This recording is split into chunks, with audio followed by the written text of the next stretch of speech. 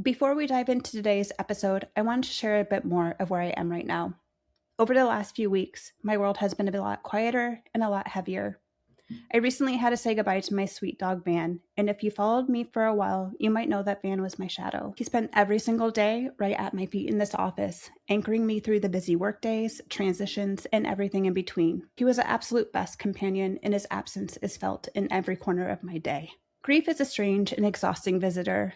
It doesn't follow a timeline, it doesn't care how busy your schedule is, and it demands just to be felt. Because grief is heavy on my heart right now, and because I know so many of you are carrying your own silent losses, whether it's the loss of a pet, a loved one, a version of yourself, or a chapter of life, I wanted to re-air one of our most meaningful conversations, episode number 2, Unpacking Grief and Finding Your Way Forward, with my dear friend and grief coach, Tamara Kubacki. Wherever you are and whatever you're grieving today, I see you, and this episode is for you.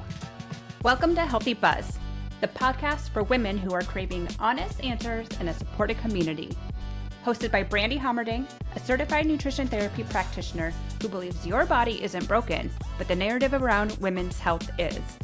Each week, we're diving deep into holistic health topics, challenging the one-size-fits-all approach, and empowering you to trust your own informed intuition.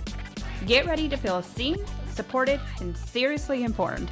This is Healthy Buzz, where collaboration meets unfiltered transparency in women's health.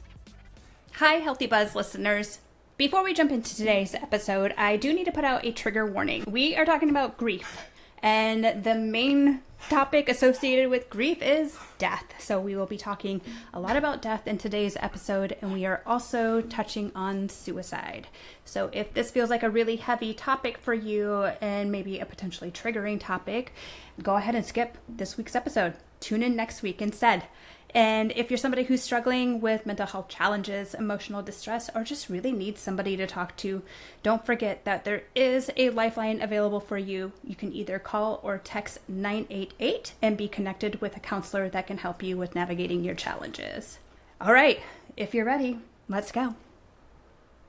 Hi, Healthy Buzz listeners. I am so excited to introduce to you today Tamara Kubacki. She is a certified grief educator, and she is the founder of a business called Listening to Grieve. Listening to Grieve provides empathetic one-on-one grief coaching with storytelling and deep listening as a foundation for coping with loss. Tamara has created and collaborates on public events that encourage communal grieving through creativity, ceremony, movement, and sharing. Her popular grief walks bring people together to grieve in a natural setting. Her expertise has been featured in the Seattle Times and the West Seattle blog. Tamara collaborates with artists, yoga instructors, herbalists, and others to destigmatize grief and to make grieving less lonely. Tamara, welcome to the show. Thanks for having me, Brandy. So I have a really big and important question for you to start off. Why grief? Tell me a little bit about the journey of how grief played into your life so that all of a sudden you decided to become a grief educator and really help supporting people with the grieving process. Yeah, I guess it is kind of surprising, isn't it? It's not something that you hear about very often, but I have experienced my own grief. Both of my parents died when I was in my 20s, and because I was in my 20s, I didn't have the tools really to deal with the grief in a healthy way. Mostly I just ignored it. And then my sister died in 2021, and that put me into a deep, deep grief, partly because she's my only sister. She and I were talking every day, multiple times a day. We were each other's companion during the COVID lockdown. And even though it was just on video, because she was in Colorado. When she died, I was bereft, and I found a grief group that supported me and still continues to support me. And then I also found a therapist who gave me some tools to deal with my increasing anxiety and the depression I was feeling after her loss and our move to the Seattle area. My therapist actually said to me one day, "Have you ever thought about being a grief coach?" And I had no idea what a grief coach was. And so I looked into it and thought, well, what can I offer that's different. You know, all these other grief coaches that I was researching, they all had a similar story. Somebody died, they went through a traumatic loss, they found grief coaching as a way to give back and so on. And then I realized that my background is in folklore, folk studies, and I know how to talk to people. I know how to listen to people. And I realized that I could use that skill to give other grievers a space to talk about their loved ones, because that's something as a griever that we long for and don't often have the opportunity to do. Why do you think that is that people, I'm making assumptions here, people assume they don't have the opportunity really to express what they're feeling when it comes to grief and like having that relativity to other people. So why do you think there is like that stigma around grief? Well, I think it's because our society has become increasingly conservative when it comes to expressing emotions. I don't mean conservative in the political sense, of course. You see these like historical movies, say, and you know, you've got the widow dressed in black and all the mourners around the gravesite and usually rain and umbrellas. But, you know, there is a very obvious and open, visible sign that somebody was grieving. And I mean, if you go back farther than that, you know, farther than the funeral home and cemetery, people were grieving in their homes. Often bodies would be laid out in the house and so on. And that moved into funeral parlors, you know, so widows wearing black. And then that started to shift to, you know, you go to a funeral today, you're not expected to wear black. Widows in particular aren't walking around in black clothes all the time to show that they're grieving. So that visual cue was lost.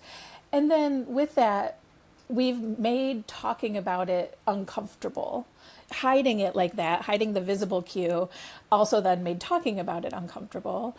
And there are other factors, like if I'm talking about my grief, it makes you think of your own grief, or it brings up thoughts of people you might be missing, or it brings up the thought of your own death, because everybody is going to die. So we think, oh my gosh, this person died. I am also going to die. So that makes us feel uncomfortable. So we don't want to talk about it. Yeah, people like to skirt around the things that make them feel uncomfortable. So if we just ignore it and push it to the side, maybe it will go away. Right. So why would you say it is so hard for our brain to even wrap around the idea that somebody is no longer here on earth? They have died, they have passed, they have moved on.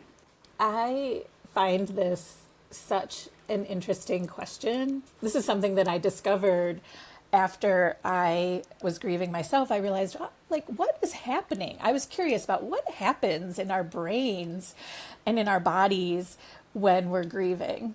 Why do I feel stuck and want to just stay in bed all day? The first time I encountered this was through an article in Scientific American, and they talk about the attachment theory. So think about when you're a baby, and the first thing you learn is that your parent or your caregiver will come back, right? They are in your face, and then they're not in your face. And then they come back to in front of you. And then you learn that not only are they coming in and out of your vision and, you know, and comforting you and feeding you and so on, but they also exist when they're not in front of your vision. So these two things happen. You know that they come back, and you know that they exist. And so your brain is living with these realities, with these facts, their whole life, right? And when they die, your brain doesn't understand that they aren't existing in that space away from you, and that they're not going to come back. You know, your logical brain knows that, but the brain that established these facts as an infant doesn't understand that they don't exist anymore and that they aren't coming back. I never thought of it that way, but it is like, I know that this exists without physically seeing it in front of my face every single day. And so then to have that no longer be a true statement, it kind of puts you in this tailspin. That's part of why you also do things like want to pick up the phone to call your person, right? Because you still think that they're there. You know, part of you still thinks that they're there. I experienced that with Sarah because we were talking every day on the Marco Polo app, and I would leave my apartment, walk to get coffee, or chai really, and we started calling it Chai Walk Talk because I would watch her Marco Polo and then I would respond to it every morning. And after she died, I would walk out of the apartment and my hand would immediately go to my pocket to do that. You know, it was part routine, but also part because I didn't understand that she wasn't on the other side, that she hadn't made a video for me. So that's something that, you know, one of the sort of effects of that part of grief. Our brain really likes repetition. It likes pattern. It's like when I'm in this place, I do this thing, you know, so you had that habit and that routine established with picking up your phone, connecting with your sister. So then when it became like, I can pick up the phone and I can send her a Marco Polo, but I'm not going to get a response back. That could be devastating to have that whole routine no longer exist. So what are some tools that a griever can use to help ease and understand their pain? Yeah, well, let's talk about those patterns. They're, you know, kind of two situations. There's those patterns that you keep doing, and then there are those patterns that you can't do anymore. Like brushing your teeth just feels so hard. Or for me, it was showering. And that was partly pandemic too, because why shower when you're just at home all the time? Right, right. I just found it so hard to get in the shower. I would forget about it, you know. So one of the things you can do, and I imagine this is advice you probably give too, is make small changes, right? Set small goals. So you feel like you can't brush your teeth. Well, what can you do to make it easier to brush your teeth? And that sounds like, I'm sure people are saying like, what? Who doesn't brush their teeth? But it can be really hard to do those basic tasks when you're in a deep grief. So does it mean changing where you put your toothbrush? Does it mean changing to like toothpaste tablets or something because putting the toothpaste on your toothbrush is too hard? Like find those things that make those daily tasks just a little bit easier. Do you have a hard time getting out of bed in the morning? What is it? Why? Sure, it's because you're really sad and you want to stay in the sadness. But if you feel like you have to get out of bed today, what can you do to make it easier? Can you, I don't know, put your clothes out from the night before so it's one less decision to make in the morning? So that is something. I have a whole list for you. Yeah, tell me more. Tell me more. Yes. And I will say, like, any mindfulness tools or nervous system regulating tools that you find, research them, Google it. Those will help. So one of the other things that happens when you have a loss, especially a traumatic loss, is that your brain goes into fight or flight mode. And so think about your state is elevated already. So one of the things that can help is doing the things to bring that elevation down. Like I said, I developed some anxiety. I actually started during the height of COVID and then increased after Sarah died. So learning how to regulate to bring myself back down into what they call that window of tolerance was actually really hard. And you might need to ask for help, whether it's a professional or somebody else that you trust who can help bring you down. Oh, to go back to the breaking tasks into smaller parts, one of the things somebody told me was run the dishwasher twice. This idea, did you tell me this? No, I would love to hear more about this. Yeah, I can't remember who told me. They were like, rinsing the dishes, if that's too hard, put the dishes in the dishwasher all dirty, don't rinse them, and then just run it twice. Like let the dishwasher do the work, right? So things like that. Another thing is to drink a lot of water. It sounds silly, but you get dehydrated. Think about it. You're crying. Crying is good. It's a good way to regulate your nervous system, but you're also depleting your own resources. So drink lots of water. Hey, Healthy Buzz listeners. Did you just get your labs drawn and you were told that everything looks normal, but you feel anything but? You're feeling exhausted. Your hair is falling out. Your energy is crashing every afternoon. You're feeling burned out, anxious, and just completely off in your body. A common issue I see in women's health is that many women are only getting the very bare minimum labs run, and most aren't being told what additional lab values could provide a deeper insight into their symptoms. So they leave the appointment without real answers and without knowing what to ask for next. That's exactly why I created Hormone Insights, a free guide designed to help you better understand the labs that can offer valuable clues into factors impacting women's health, including thyroid function, iron status, hormone health, metabolic health, and more. Inside the guide, I walk you through both routine and enhanced lab testing, explain why each marker is, why it matters, and cover the important considerations that can significantly impact results like cycle timing and fasting. Because understanding your labs isn't about obsessing over numbers. It's about having better information so that you can advocate for yourself with more clarity and confidence. You deserve more than a vague reassurance when you know something feels off. So head to the show notes to download your free Hormone Insight Guide so you can start getting real answers with lab markers that matter. Can we talk about crying just real quick? Yes, I love talking about crying. Because I did see your newsletter this morning that talked about crying. And by the way, everybody should get on Tamara's newsletter. We'll have a link to that at the end of today's program that you'll be able to sign up on.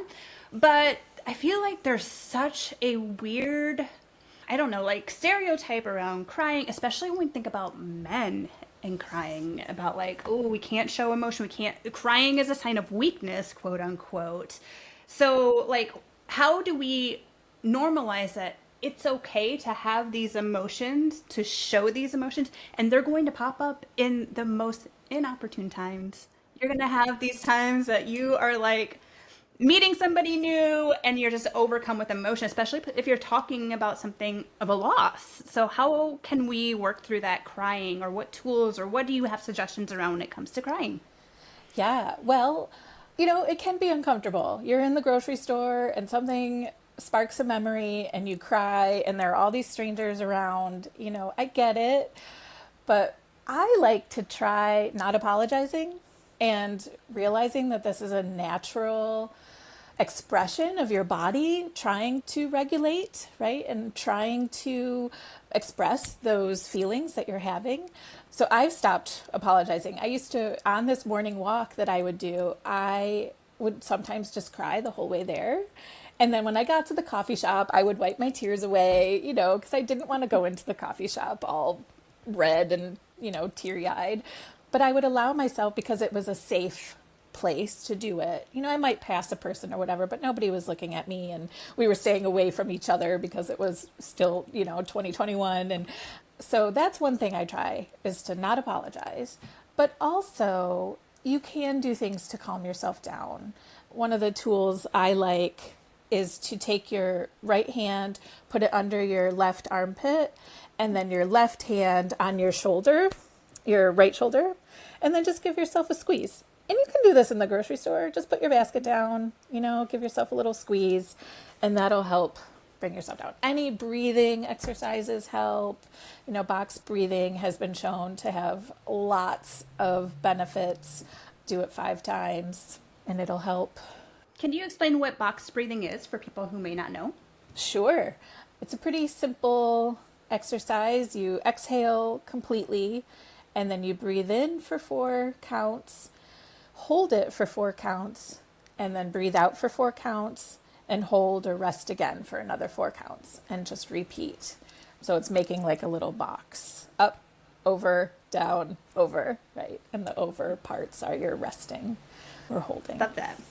Something also with box breathing that is really important is what it's doing is it's stimulating that vagus nerve. So the vagus nerve runs from our brain all the way through our body. And when we are stimulating that vagus nerve, we are stimulating the parasympathetic system, which is our rest and digest, our calm nervous system, not our fight or flight. That's our sympathetic nervous system. So we want to get out of that state of fight or flight, and so we want to regulate back down, as Tamara was talking about before, into this window of which the body is feeling, okay, I'm safe. So that box breathing is a wonderful thing to do to help regulate. Yes. The way I like to remember this is the sympathetic nervous system is I'm screaming, right? Like I'm in that fight or flight, I'm screaming. So sympathetic, screaming, parasympathetic, I'm not screaming. Nice. So the S's go together, sympathetic and Yes. screaming. That's how I remember it. I like that. So, first of all, I think it's really important when we should have said this maybe earlier. Grief doesn't have to be just the death of somebody. Grief can be the loss of anything. Can you explain a little bit more about that and how that can impact people? Yeah, that's a great question. Grief, some definitions of it are any major change brings grief because you have to adjust, right? Like if you move to a new city, you have to adjust to being in a new city and you've lost, in a way, the old city, the house you were in, the people you were around, and so on, your routines. And so anytime there's a major shift like that, there's grief. Some people say too that not necessarily all grief has trauma, but all trauma brings grief. Anything that feels like trauma to you will also bring grief. So, things that are obvious are, of course, death, any kind of like relationship loss, whether it's divorce or a breakup or a friendship loss, anything like that, estrangement, pet loss. Pets are so important, and the grief around a pet can feel just as significant as the grief you feel when someone you love dies. But like I said, a job loss, moving, anything like that, anything that's significant to you can bring grief. And that kind of goes back to before, like the changes in some of these routines is going to be impacted when you have these big changes. So, like the move, totally new place, new routines, having to meet new friends, which both Tamara and I have had to do. She moved from San Francisco, I moved from Denver, and like it's exciting, and at the same time we can grieve the loss of those routines that we had before. Same with a job, a partnership, friendships, all of those things can trigger any type of grief, and it's not just always the death or loss of somebody physically. Yeah, and I'll say you often hear, and it is very true, that grief is lonely. When somebody's died, it's because you don't have that person that you had dreams with, that you had a future with. Like with my sister, you always think of a sibling, or I don't know, not everybody, I suppose. I tend to talk in absolutes like that, and I know that it's not always absolute. But for us, we had been talking about taking a trip together, and now we can't do that. And the last couple trips that we had taken together were stressful, and so I was looking forward to this opportunity to having a really nice trip with her that could sort of repair some of the things that had happened on previous trips, and I'll never have that chance.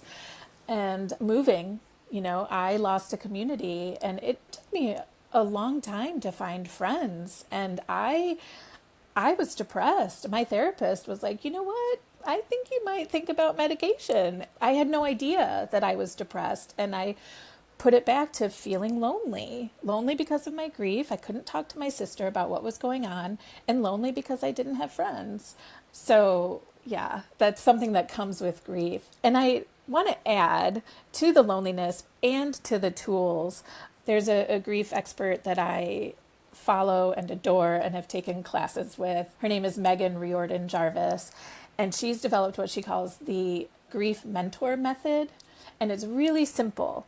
It's inquiry, experiment, and adjust. So think about those things that you think might help support you in your grief. Do you think going for a walk every morning would help? Think about it. Mull it around in your mind. You don't have to act on it right away. And then try it out. Experiment. Go for a walk. And then think about, did that work? Does it help me feel supported in my grief? If not, what can I do to make it feel supportive? And if there's nothing, then, chuck it. Try something else. Or think, well, I like going for a walk, but I don't like going alone. Okay, ask someone to go with you. Or I need a destination. Find a coffee shop or something like that.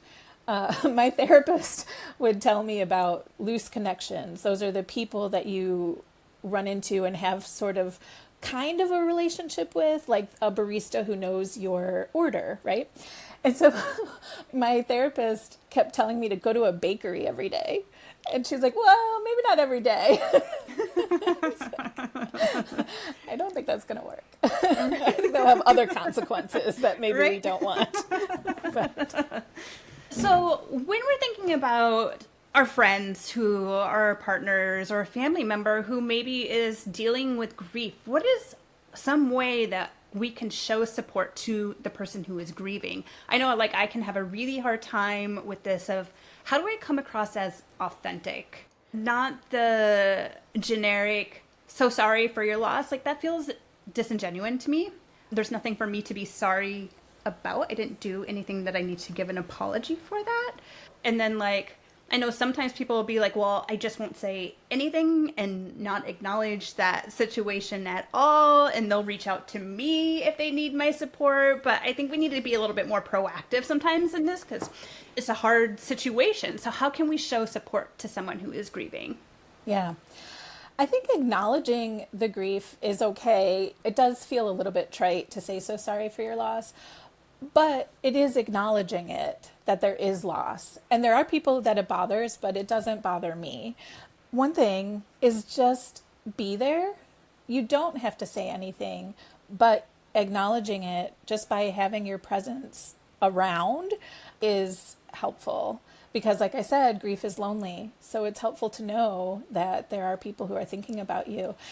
After my dad died, it was the first significant loss that I had. And I got cards from people that I don't even know how they found out my dad died.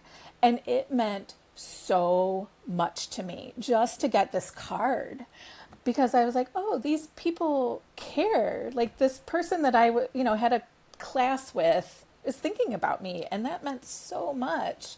The other thing is, and I do say this in my workshops and grief groups and everything I do, in my sort of guiding principles, and that's everyone's loss is their own, unique, and important. So as a supporter, recognize that.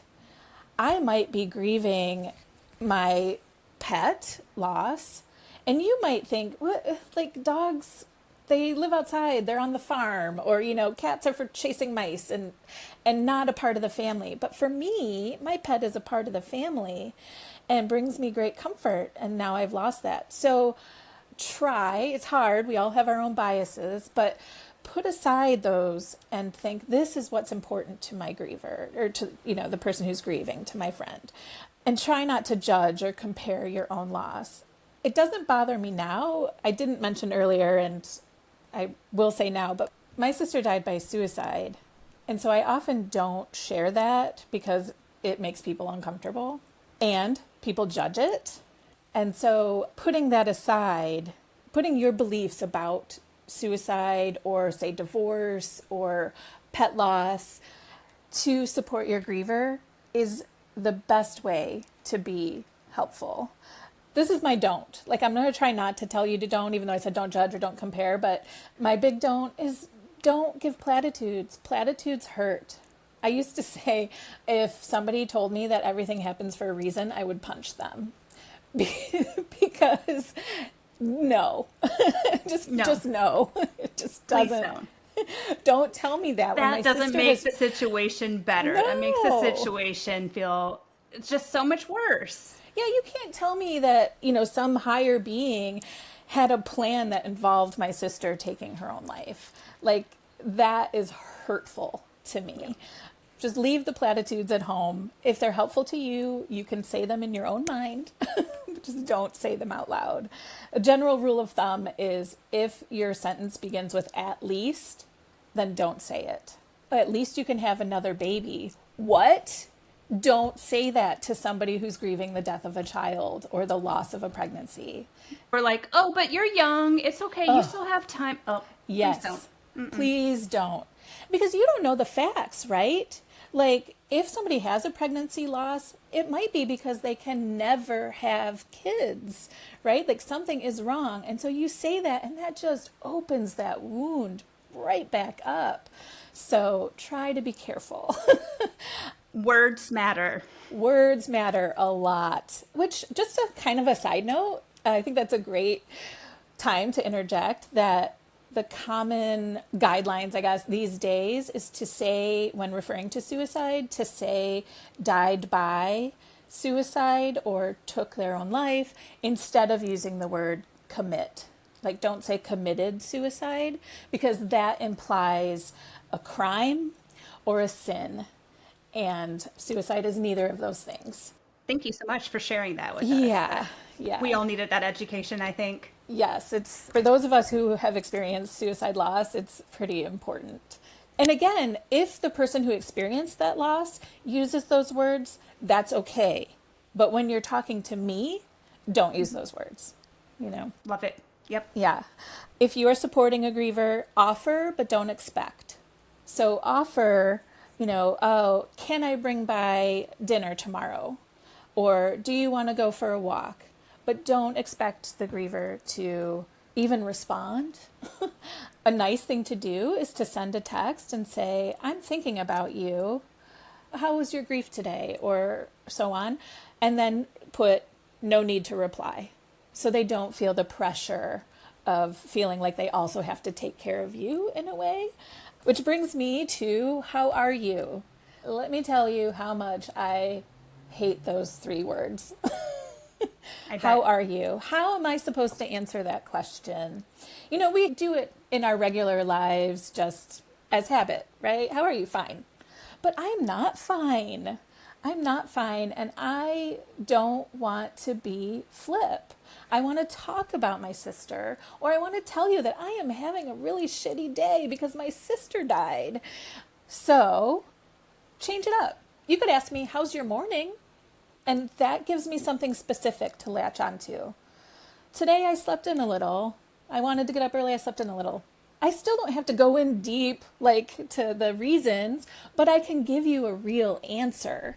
Whereas if you ask me how I am, I just feel adrift. And I feel like you don't really care about the answer, because we don't. When you say, how are you, to somebody you see on the street, you don't care about their answer. Right. It's just the formality. It's just being polite. So that's my own personal thing. If you meet me, don't ask me how I am. Ask me a specific question. And I think a lot of other grievers would appreciate that. I'll just give you one more. One of the nicest things that anyone ever did for me after my sister died was a friend of mine. I was at book club and I hadn't seen her, and everyone else at book club knew, but she didn't know. And I knew I wasn't feeling up to telling her. So I told one of my friends at book club, and I said, you know what, can you please tell Martha I don't feel like I can? And then it kind of came up naturally, and I was in this sort of state of panic because I was like, I can't do it right now. And so my friend took Martha aside, told her. Martha came back into the room and said to me, I'm so sorry, I just learned. Do you have a picture? And oh my goodness. Wow. Yeah. She just cared, She wanted to know who I knew in just that small way. It meant the world. So Martha's probably not going to listen to this because we're not in touch very much. But if she ever does, Martha, I appreciated it so much. Wow, that's amazing. Yeah. So we just talked about how someone can support a griever, but as a griever, how do you ask for that support? Because I know that can be really challenging. I've reached out to people before and been like, can I help you? Can I bring this? Can I do that? And I know, like you said, don't expect a reply. It can feel overwhelming. But then when do you get to that point that you're like, I do need help? For the supporter, real quick, just like how are you, asking can I help is too wide open. Come up with something specific. Can we go for a walk? Can I bring you dinner? And that'll help. Then they can say yes or no, or I can't think about this right now. So after my sister died, I had a video call with my friends who were in my book club, and I was like, I'm not going to go. And somebody else told me, you have to go. They called it a spotter. You need a spotter.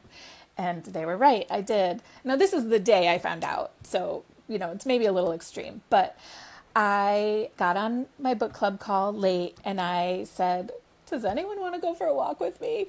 And of course, I started crying. And then they all three of them came over immediately and took care of me all day long. They didn't leave me alone. And my friend would say, what do you need? And I would say, I don't know. And I think that's what you say as a griever. I don't know. You tell me. I was still in shock at that point. Like, my brain can't make these decisions. I don't know. Or I would say, I'm hungry. And they'd say, what do you want to eat? And I would say, I don't know. I don't know how to make this decision. All I know is that my stomach is rumbling. That's all I can tell you. And it happened later too. Like, my partner, he started coming on my morning walks with me because he knew that I still needed to get that chai every morning, but that it was really hard because I couldn't use Marco Polo with my sister. So he would come with me every morning. And he did that kind of without asking. And I think that's a privilege that a partner can do for you. When we were moving, he would pack up our stuff, but he's not a great packer. And I was just frozen in the enormity of it, of putting things in boxes. And so he would put stuff in a box and then hand it to me to organize because I could organize that box. It was small enough. I guess it goes back to breaking things down into those little parts again. Yeah. Say this is too big. Just telling that to the person who's trying to help you, and then maybe they can help you bring it into a smaller part. And then as a griever, you don't need to take care of anyone else. It's not an obligation. I mean, if you have children, okay, yes, there are things you need to take care of, right? That's when we ask for the help for sure, to be like, I need somebody here to help with the kids. Yes. We need food on the table, laundry. I need help. I guess that's the other thing too. A lot of people are like, oh, I don't want to bother. As a griever, you're like, I don't want to bother other people. People want to help. Yes. It's okay to ask for help. That's, I think, just another societal thing, right? We got to be tough. And when you're grieving, you are not tough. You are prickly and you are tender and everything's overwhelming. Yeah, it's okay to be soft a little bit and tender and prickly, and you don't owe anyone anything. You don't have to continue to be a people pleaser.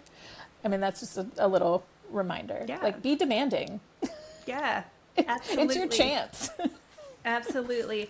I would say too, if you're a very I am very in charge, I know exactly the way things need to be done, it's okay to let somebody else take that role for a minute. You don't always need to be in that role. Somebody else would like that title for a minute. Give them the opportunity to take care of you, to be that person that you can lean on instead of always being the person that everybody else leans on. It's important.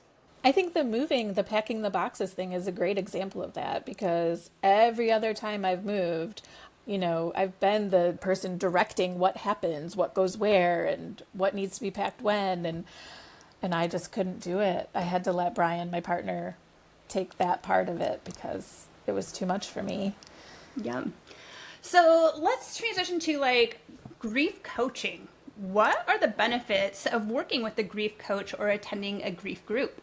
So I like to think of grief coaching as a supplement to therapy. There is some overlap, but I'm not a therapist. I did not go to school to become a therapist. I don't have a license. I am certified in coaching. And so coaches will witness your grief. What I'm here for is to learn about your person, to give you a space to talk about that person without judgment, and then to provide tools that can help you figure out what's supportive for you in your grief.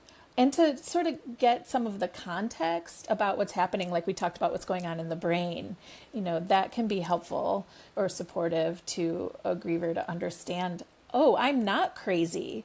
I can't think I can't come up with words, whatever, because of my grief. Nothing's wrong in my brain. This is normal. So a coach can help with those things to sort of help bring your nervous system back into equilibrium and to give you some context for what's happening, and then tools to process the grief and to keep those memories alive. A grief group has a similar purpose, but it helps you feel less alone because you are in a group of people who have experienced loss themselves. And so while grief is lonely, you are not alone in your grief. Everybody grieves. One of my favorite quotes comes from Nick Cave, who says, "If we love, we grieve. That's the deal. That's the pact." And so everybody knows this, but we know it in our own ways. And so being in a group, you can listen to how other people are dealing with and talking about their grief. You can share your own grief, and you're just in community, which feels better for a lot of people.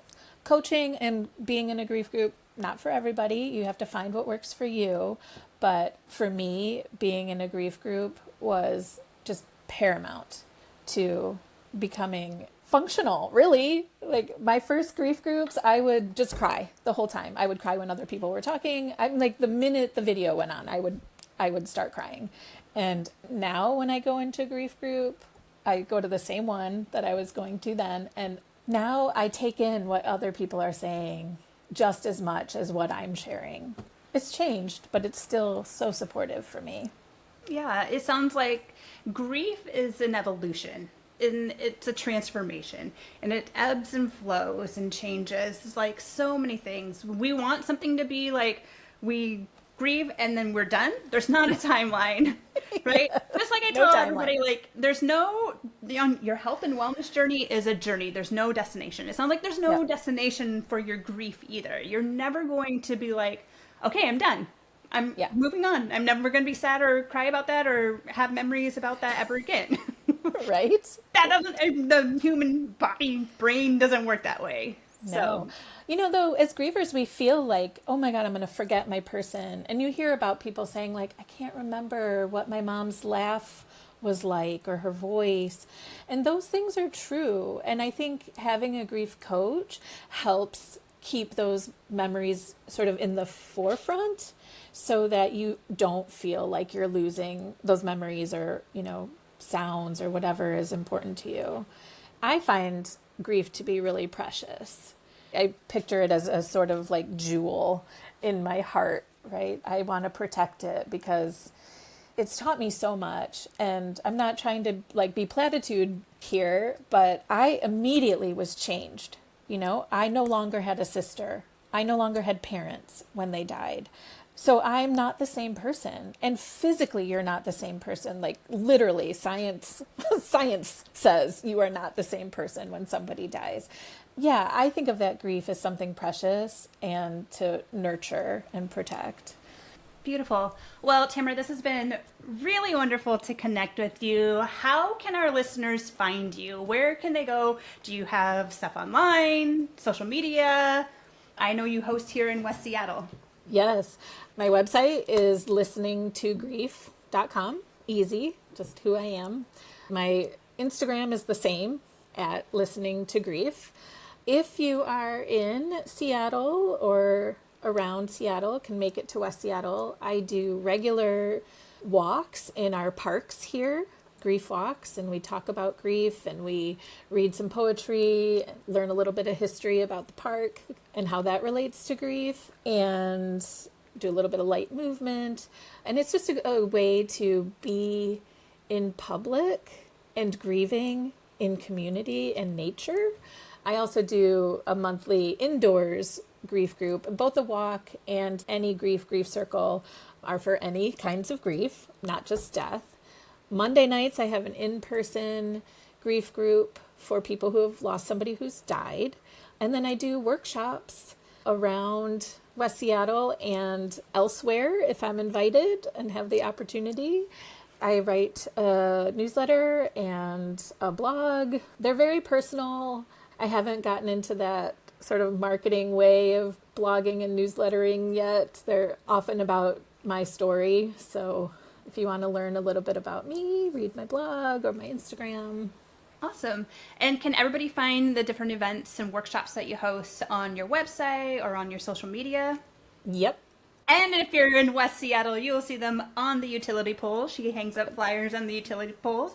This was amazing. Tamara also has put together a list of books that you can check out, of different books that you can listen to or read. So she has a list of your top 10 grief books to help you with your grief journey. Well, this was amazing. Thank you so much, Tamara, for coming on today. And I learned so much. And I'm sure all the listeners have learned so much as well. So can't wait to talk to you soon. Thanks, Brandy. It was fabulous. Thanks for tuning in to another episode of Healthy Buzz. I hope this conversation has left you feeling seen, supported, and ready to take the next step in your health journey. Love what you heard? Make sure you subscribe to Healthy Buzz so you never miss an honest conversation. And if you found this valuable, please take a moment to leave a review. I truly appreciate it. For exclusive weekly tips and holistic strategies, be sure to subscribe to my weekly newsletter. The link is in the show notes.